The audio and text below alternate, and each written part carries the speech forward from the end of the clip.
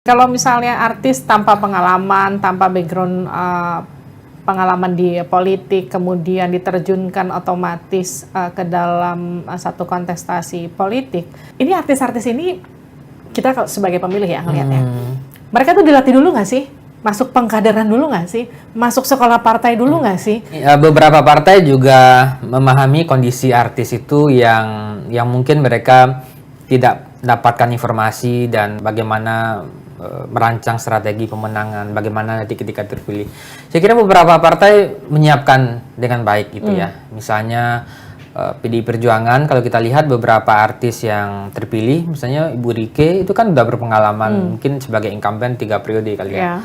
Pak Deddy Yusuf di Partai Demokrat, ada Pak Primus, Ibu Nurul Arifin di Partai Golkar.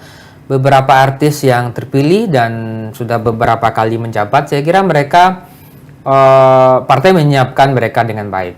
Dan saya kira partai juga punya PR untuk bagaimana memastikan para artis itu siap untuk mendiskusikan isu-isu publik di DPR, kemudian punya pengetahuan pada isu-isu strategis mungkin di komisi ketika mereka ditempatkan gitu ya. Dan kalau kita lihat profil para artis yang terpilih misalnya dalam 2 pemilu sebelumnya kan memang artis-artis yang artis senior umumnya, dan mereka memang dari sisi pengetahuan saya kira sudah cukup ya. Sudah cukup gitu ya. Nah, kalau kita lihat sekarang kan tipologinya ada juga artis yang memang punya kualifikasi yang bagus ya. Dan partai tentu juga nggak asal ya.